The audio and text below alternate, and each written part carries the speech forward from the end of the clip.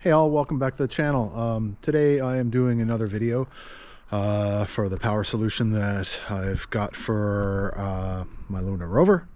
It is a Renogy 200 watt suitcase that comes with a Voyager charge controller built into it. And there's the 200 watts of solar panel that's currently drawing 3.1 amps because it's super cloudy out.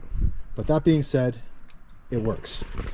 All I had to do to get this to work with a Luna Rover, not use those included alligator clips. I bought a converter to go from here into here. So yeah, and the converter also came with a gender changer. Otherwise, this errors out as being backwards. So it's a really, it's a super duper easy solution. Buy this cable, plug it in, and you're good. You also need to ensure that you change the battery type from lead acid, which is the default on this, to LiFePO4 if you do indeed have a lithium LiFePO4 battery. Plug and play.